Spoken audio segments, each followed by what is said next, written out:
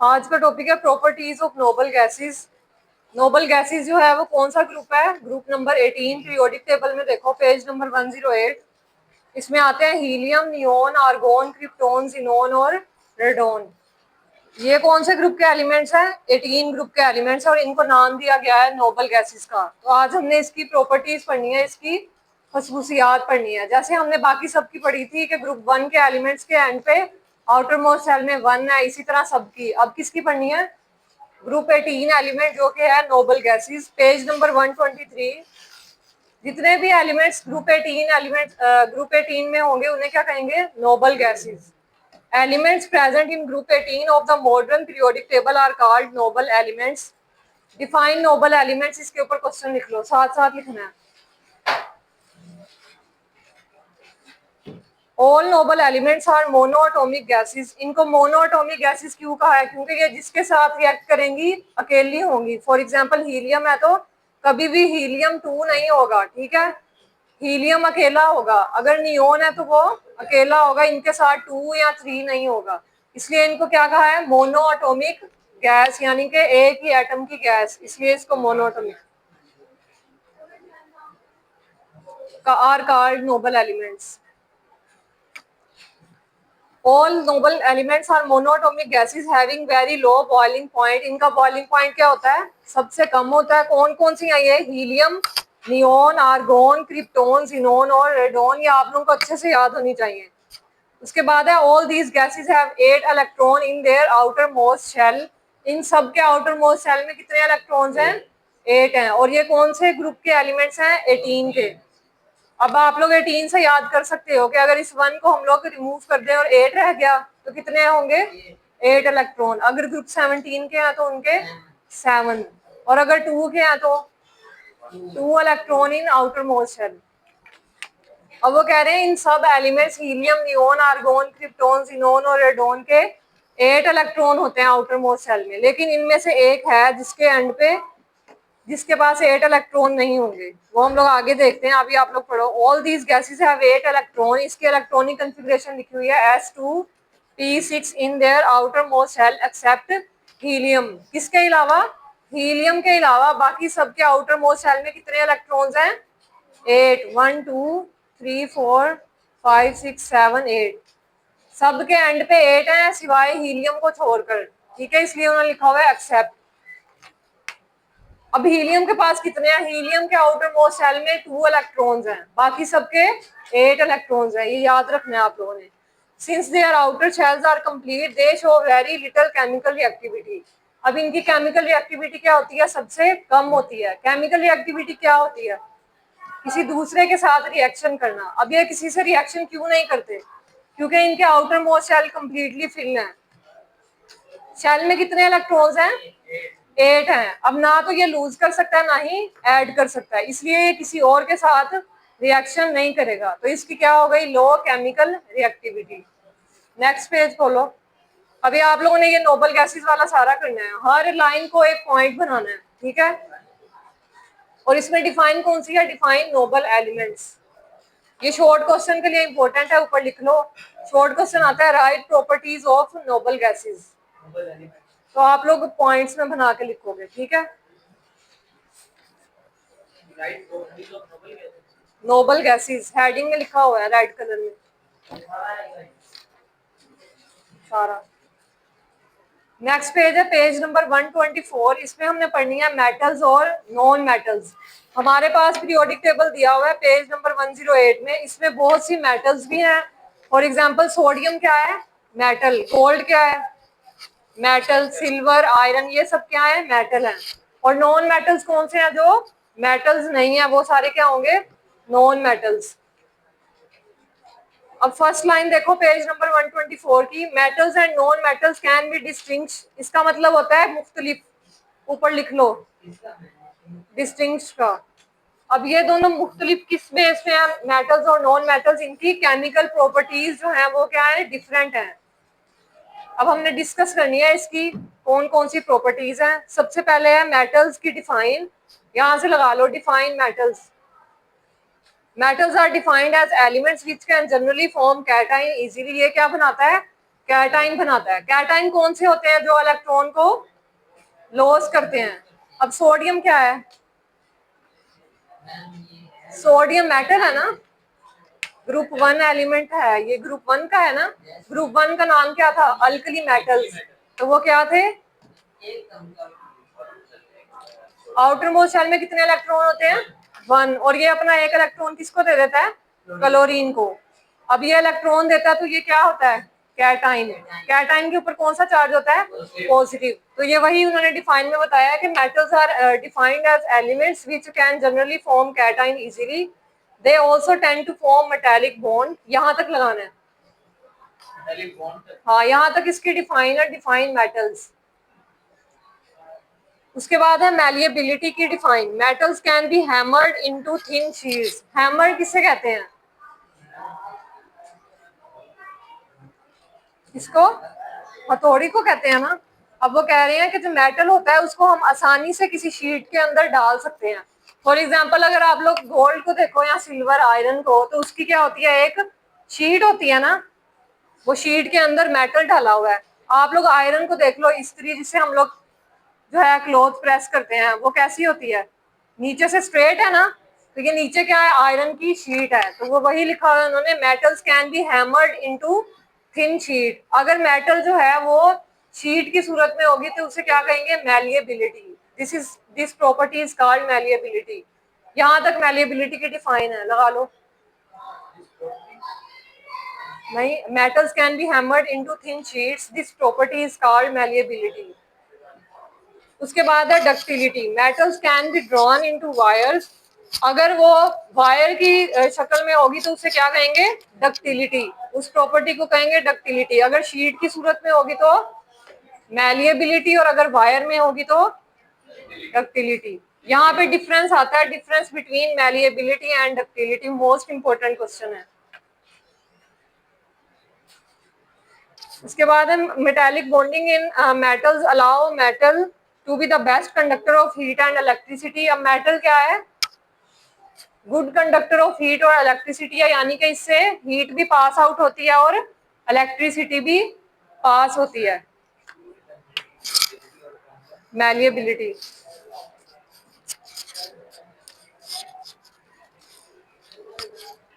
अब यहाँ पे नंबर 1 लिखना है, metallic bonding in metals allow metal to be the best conductor of heat and electricity. यहाँ से मार्क करना शुरू कर दो। 1 लिखना है इसके ऊपर। 4th लाइन में लिखा हुआ है ना, metallic bonding in metals allow metal to be the best conductor of heat and electricity. First point है ये प्रॉपर्टीज का।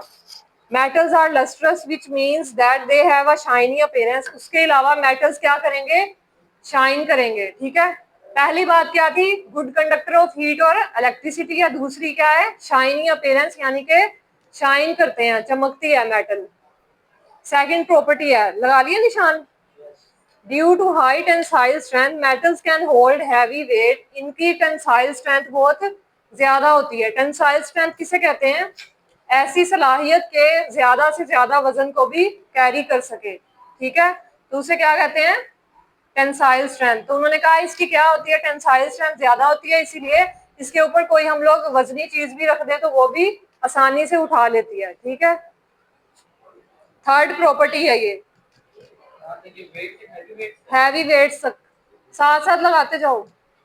When metals are hit by an object, they make a ringing sound. इसके अलावा जब मेटल को किसी चीज से हम लोग हिट करेंगे तो बेल जैसी आवाज आएगी। ठीक है, साउंड सुनाई देती है ना। 4th पॉइंट है ये। Metals can not be cut easily because they are hard substance. उसके अलावा इसको हम लोग कट नहीं कर सकते। आप लोगों ने कभी देखा है कि आयरन को आप लोग नाइफ के साथ कट कर रहे हो? मेटल जो है वो कट भी नहीं होगी। कौन सा पॉइंट है ये? 5th point. Due to the presence of strong metallic bond, metals generally have high melting and boiling point. 6th point. अब आप लोग इसको आसान भी लिख सकते हो कि they have high melting and boiling point. जो इम्पोर्टेंट अंदर है वो आप लोगों को पता होना चाहिए क्या चीज है। Their densities are also very high. इनकी डेंसिटी भी क्या होगी? ज्यादा होगी। मेल्टिंग और बॉइलिंग पॉइंट भी ज्यादा है और डेंसिटी भी। 7 पॉइंट हो गए हैं। Alkali metals being soft metal are treated as exceptions. Alkali metals कौन कौन से थे? मैंने कहा था याद करना है ग्रुप 1 के।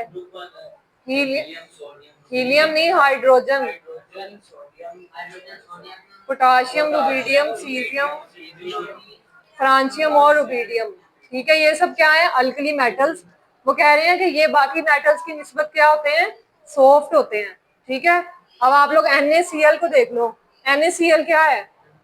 ये तो नमक है ना, लेकिन इसमें सोडियम क्या है? मेटल है ये। तो ये क्या होता है? सॉफ्ट होता है। ठीक है, लेकिन असल मेटल्स कौन कौन से होते हैं? सिल्वर, आयरन वगैरह। ये कौन सा मेटल है? सॉफ्ट मेटल है ये।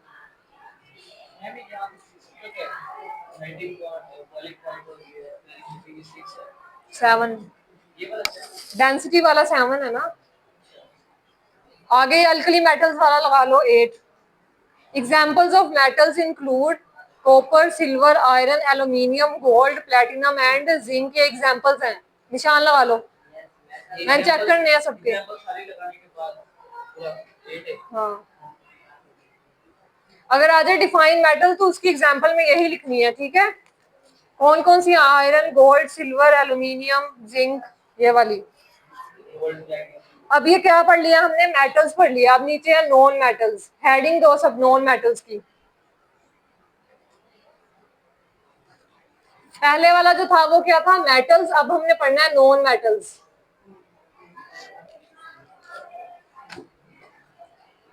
Non metals generally gain electron easily.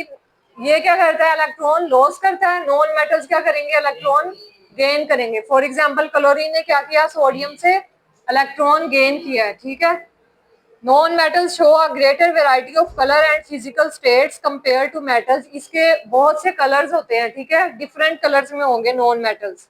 Non metals can not be beaten into thin sheets. ना ही इसको हम लोग थिन शीट्स में बीट कर सकते हैं और ना ही ये वायर की सूरत में होंगे। नॉन मेटल्स की बात हो रही है। ये भी ऐसे पॉइंट में ये पॉइंट इसके अलग है, इसके शुरू से बन रहे हैं। इसके डिफाइन में बाद में करवाती हूँ। 1 नॉन मेटल्स किया ना 1।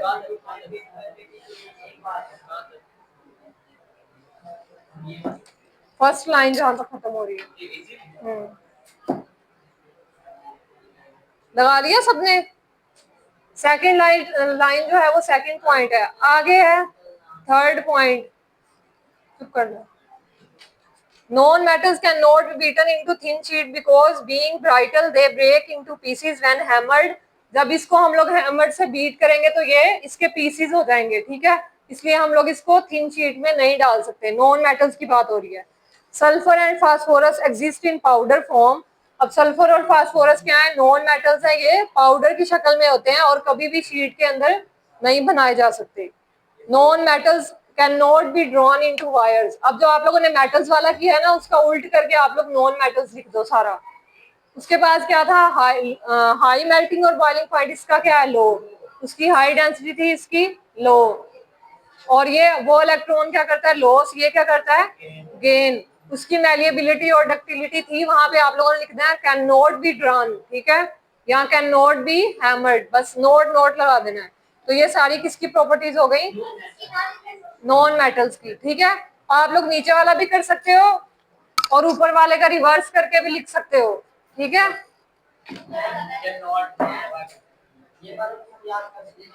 मैं बताती हूँ एक। अब लास्ट वाले पैराग्राफ में आ जाओ। As there are no free electrons non metals can not conduct heat and electricity. ये नहीं है, वो नहीं है।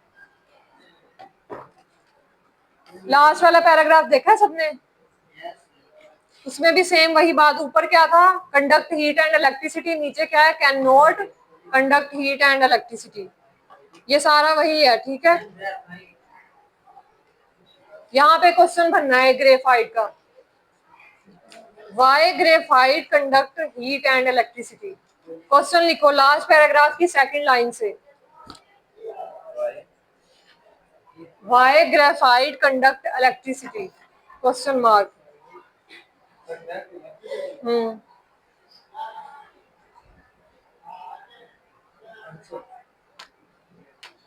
इसका आंसर है it conduct electricity. Second line के एंड से इट कंडक्ट इलेक्ट्रिसिटी से लेकर एंड तक है, इलेक्ट्रॉन्स तक। अब उन्होंने क्या बताया कि ये क्यों इलेक्ट्रिसिटी कंडक्ट कर रहा है, ग्रेफाइट का सेकंड लाइन के एंड से। वाई ग्रेफाइट कंडक्ट इलेक्ट्रिसिटी का है सेकंड लास्ट पैराग्राफ की second line, it conduct electricity से लेकर लास्ट तक।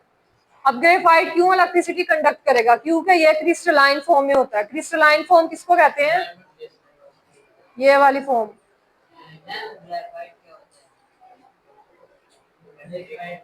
ग्रेफाइट नॉन मेटल है, जैसे डायमंड वगैरह गोल्ड वगैरह होते हैं वैसे ही ग्रेफाइट होता है। अब इसकी क्या होती है, क्रिस्टलाइन स्ट्रक्चर होता है। एक मिनट, इसको क्या कहते हैं हम लोग, क्रिस्टलाइन स्ट्रक्चर। और इसको क्या कहते हैं, कोई और कोई भी शक्ल हो उसको क्या कहते हैं, अमोर्फस स्ट्रक्चर। ठीक है, तो ग्रेफाइट के पास कौन सा होता है, क्रिस्टलाइन स्ट्रक्चर होता है। अब इसमें जो इलेक्ट्रॉन्स लगे होते हैं वो लूजली बॉन्डेड होते हैं, यानी कि वो ज्यादा अटैच नहीं हुए होते।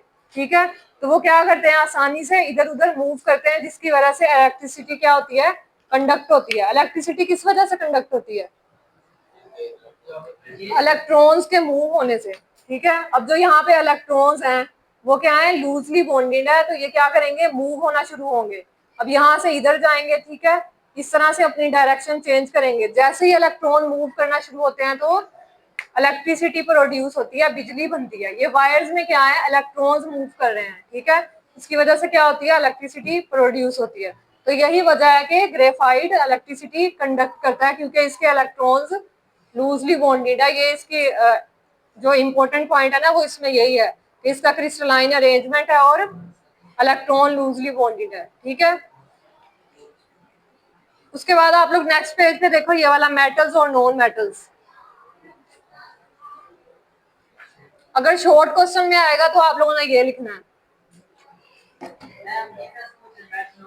Comparison of the physical properties of metals and non metals. लेकिन अगर किसी लॉन्ग आ जाए तब भी आप लोग ये लिख सकते हो, लेकिन किसी ने अच्छे मार्क्स लेने हैं तो वो ये लिखे, क्योंकि ये कम है, इसमें काफी कुछ मिसिंग है। ठीक है, हाँ डाल, ये वाला शॉर्ट क्वेश्चन है। ठीक है, जो मैंने ये वाला बताया वो क्या है, लॉन्ग क्वेश्चन, और मेटल्स और नॉन मेटल्स की डिफाइन भी इसी में ही है। मेटल्स की मैंने करवा दी है, ठीक है, नॉन मेटल्स की भी उसके ऊपर ही लिख लो आप लोग। जहां पे मेटल्स की लिखी हुई है ना, मेटल्स आर डिफाइंड एज, वहां लिखो non metals are defined as the elements which can generally form anion easily. बस कैटाइन की जगह एनाइन कर दो तो नॉन मेटल की डिफाइन है। जहां मेटल्स की करवाई थी उसके ऊपर नॉन मेटल्स की लिख लो, इंपॉर्टेंट क्वेश्चन है।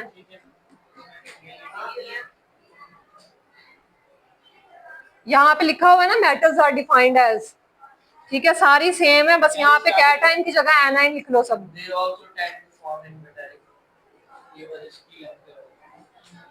नहीं नहीं, बस यहाँ तक कर लो, एनाइन इजीली तक।